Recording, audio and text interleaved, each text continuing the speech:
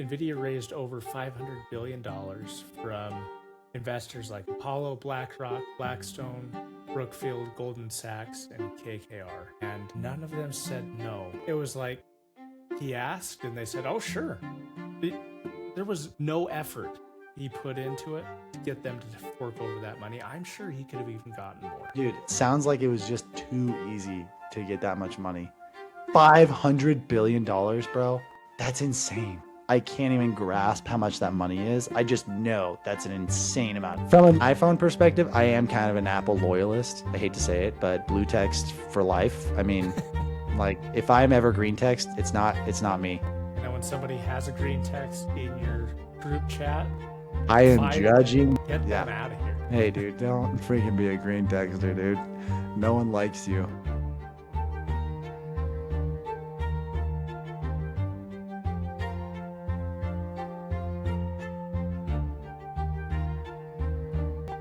Good evening and welcome to the Bed Tech Show. This is Ben and Ethan, and we've got some wild stuff happening tonight. Jensen Huang walked into six of the biggest firms on Wall Street asking for a mere $500 billion, and nobody said no. And here's what it looks like from the other end. The 5070 is now over $900. The 5090 is about $5,000. There's no new cards coming out in 2028. As well, Apple is skipping the cheap iPhones this year, and Pro or Professional is the new Ultra. And so really, we've got two economies going on here, one supply chain, and guess who's getting the shaft? It's the consumers. What is going on? This guy, dude, it's wild, bro. Technology is wild right now. I don't know what is happening. I don't know what world we're living in, but it's just so crazy. And it's insane to see these companies. They go where the money is, and the money is in AI and in new development of AI, and that's where they're putting their time and their money and their effort and their focus. And NVIDIA and Apple are both pushing hard for changes to the consumer landscape. So pretty crazy. Where do you want to start here, Ethan? What should we talk about first? Because both are kind of crazy. Let's go with Apple first. Let's dive into get Apple. in the nitty gritty of Yeah, that. It's coming up here. Yeah, so we've got supposedly the new iPhone launches are coming up here imminently, but there's also reports that it's going to be delayed until next year. So this could be an instance where we have the keynote in September and they don't come out until March.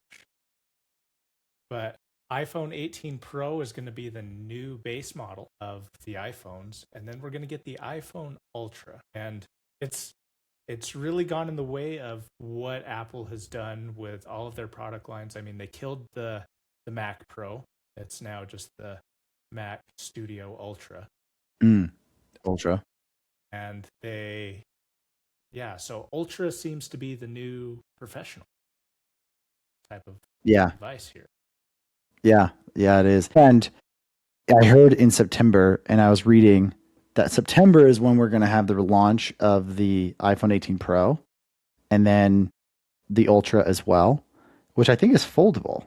I think that's been released, that it's going to be a foldable iPhone, which will be interesting to see how that works, if there's any creases, if that's similar. I think it's similar in size to the iPad mini. And then I heard in the spring is when they'll release the base iPhone 18 model. But the reason why there's a delay is because there are so many upgrades to the iPhone 18 base model that it's going to be like minimal difference between that and the Pro. Or maybe they just don't even do it and they just go with the Pro. And the Pro is now the base model. I don't know. Yeah, I'm kind of thinking, it's one, they probably don't have enough RAM to do multiple SKUs of phones. And so that might be it. Honestly, that might be it. And because we as consumers are terrible and we always buy the Pro phones anyway, regardless of whether we use everything, that they're just going to sell the Pros. Yeah, and that makes sense. The RAM dilemma actually is probably the true cause, but for optics' sake and for, keeping the faith of their loyal customers, They're just saying, oh, like iPhone 18 is coming out in the spring because we have so much more development to it that it's taking longer to build and manufacture and at scale. I don't know. That's a good Forbes answer. Yeah, exactly. Exactly. Put that in your article. I've just read that they're doing a lot of upgrades to the base model and that's why they're pushing it out, but who knows? We'll see.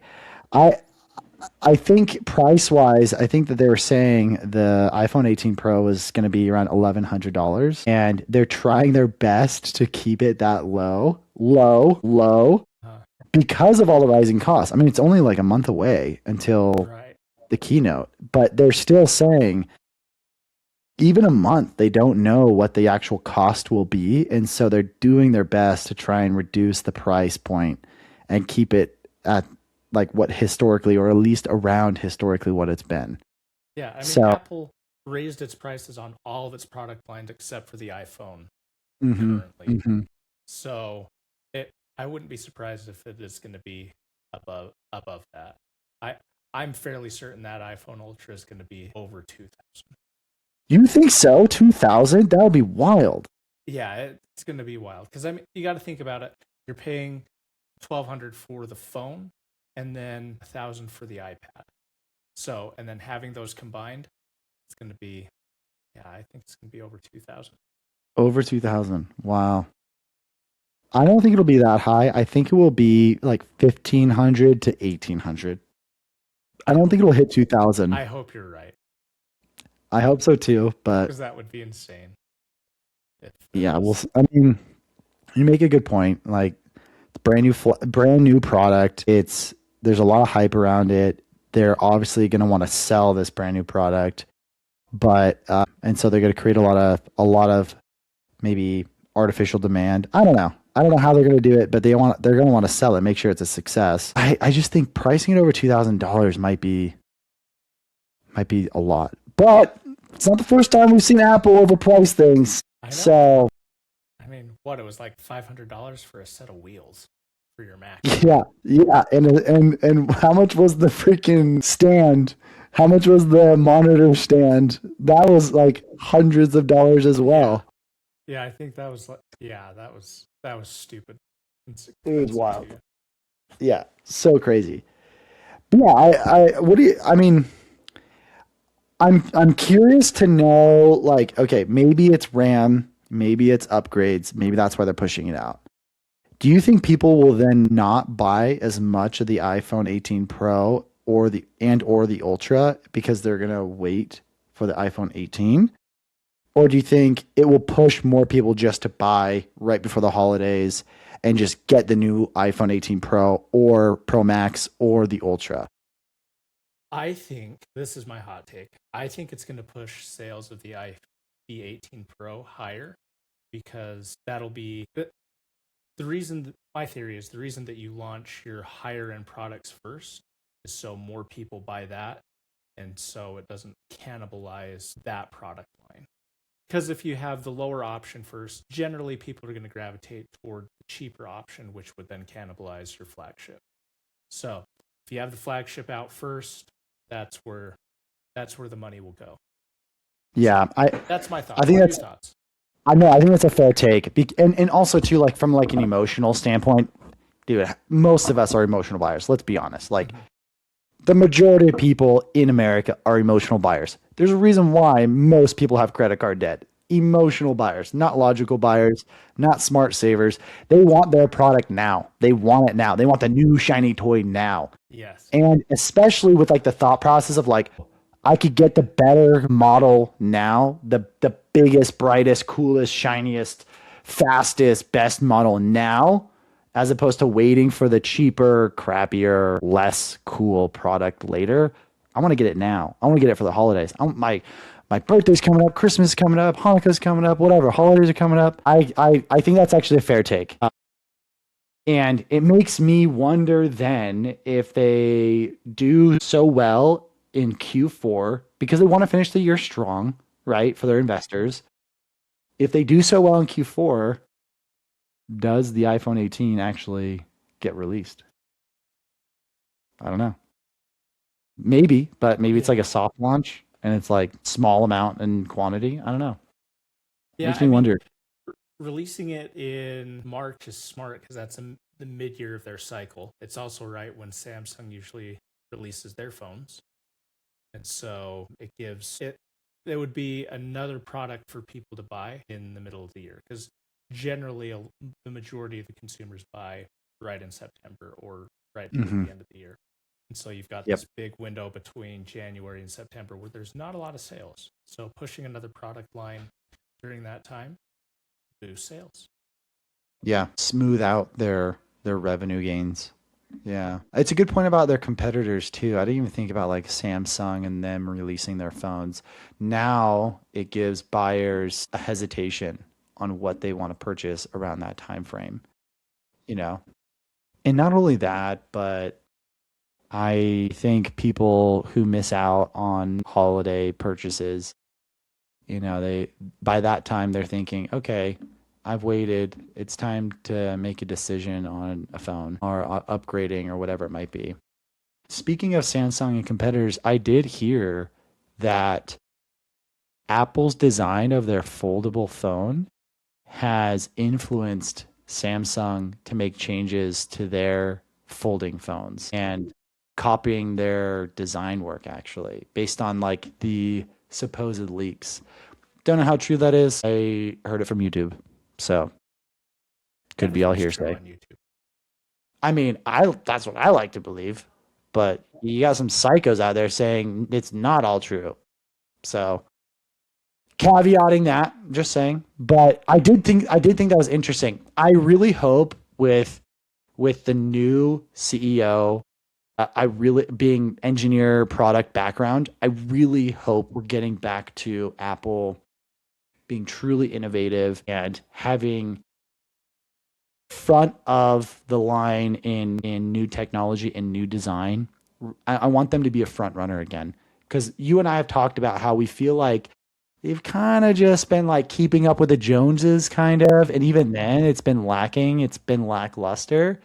So I really hope this Ultra shows is the first step in showcasing, hey, we're going back to our roots of being the front runners of product design, product functionality, and innovating to something new that people haven't seen before. And I think the design of the Ultra and having Samsung start to copy that, I think that's a little indicator for us that maybe this is going to be a really cool foldable phone. Wait and see in September. I have my hopes up. Hopefully it's sub 2000. I probably won't get it, but I would love to see it in the wild and play around with it. Yeah.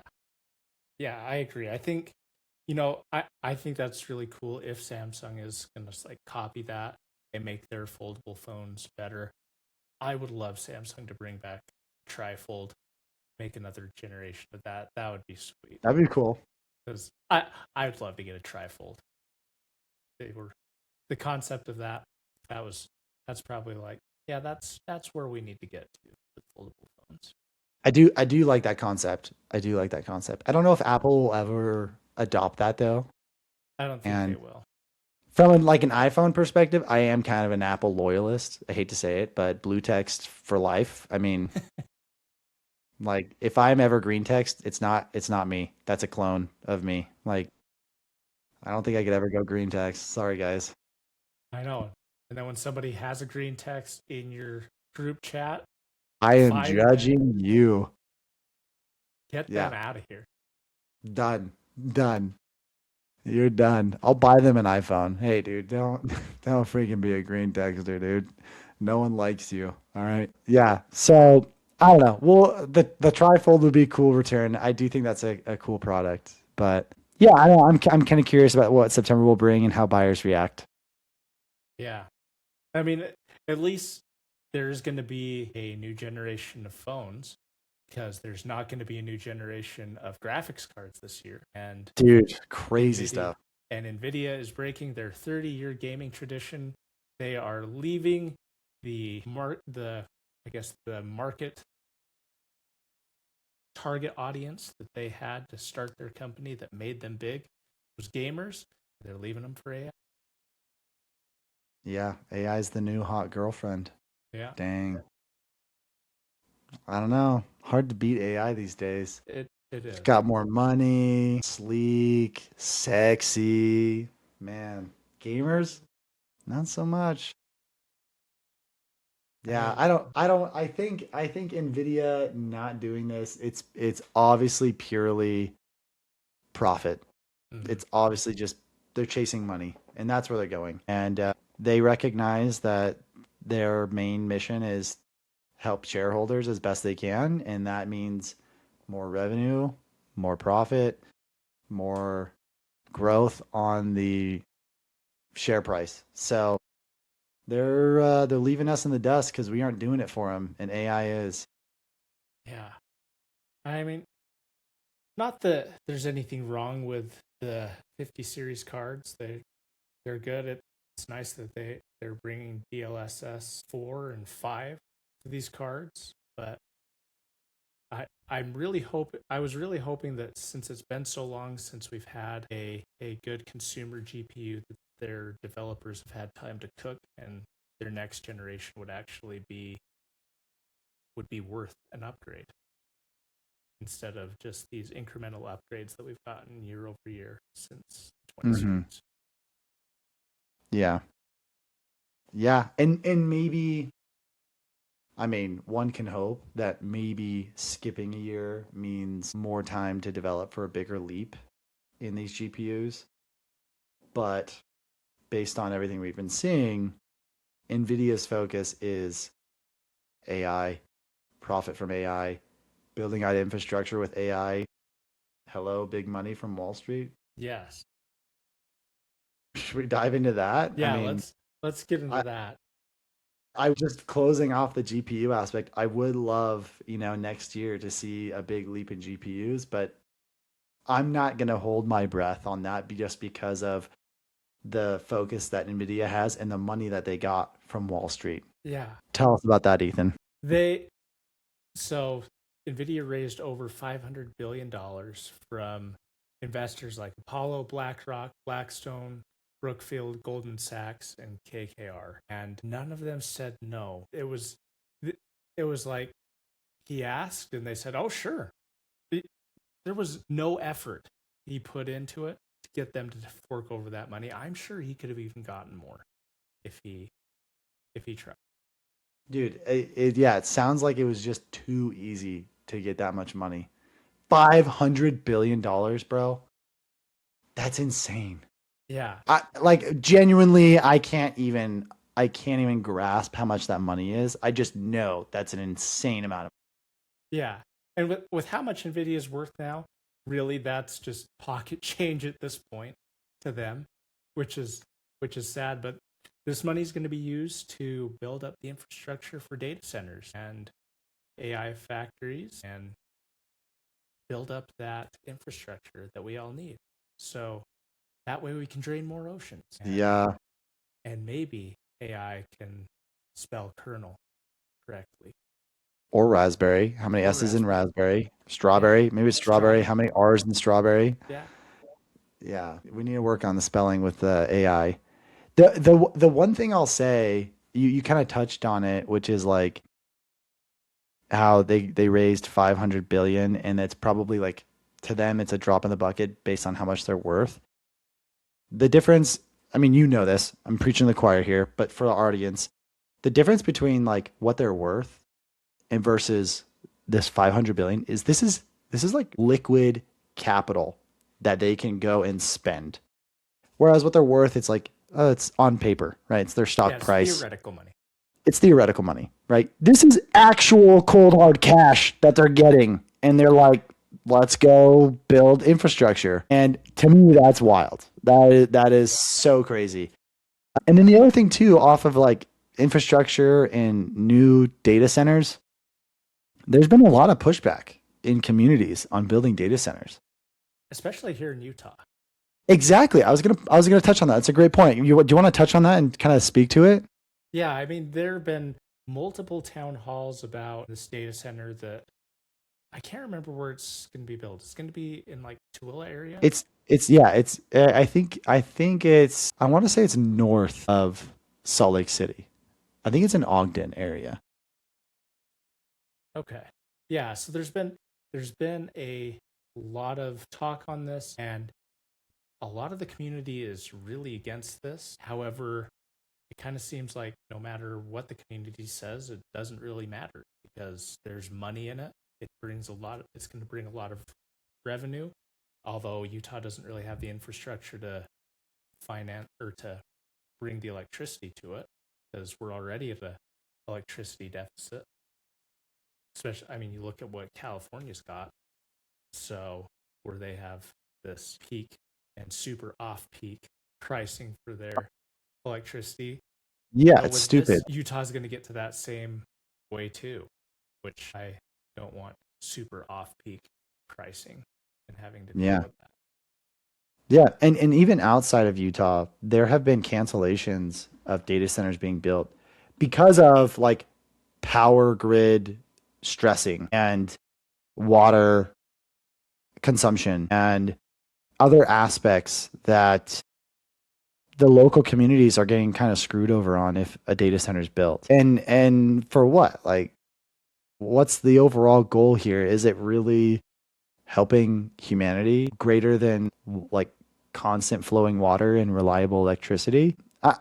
I just I think this $500 billion that NVIDIA gets, it's going to go to their data chip centers, but it's also going to go into building these data centers in general that house data chips and cools them.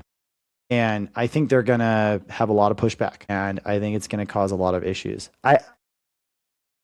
I've seen this with another company and with other companies that just maybe have some moral gray area, and local communities are pushing back on these companies, and it's causing issues. It's causing issues for these companies that have these moral gray areas where they're pursuing their business and profits, but to what extent? And humanity is kind of pushing back on it, which is like a little refreshing to see. Yeah, I you know I really hope that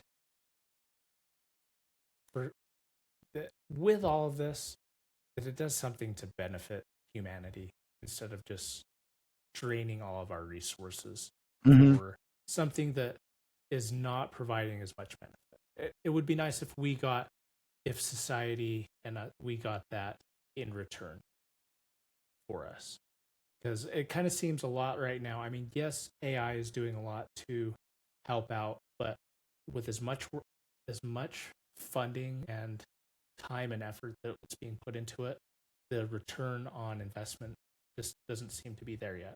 And I think companies are seeing that, especially with like OpenAI. There's been a lot of promises with what they can do, and it's not there.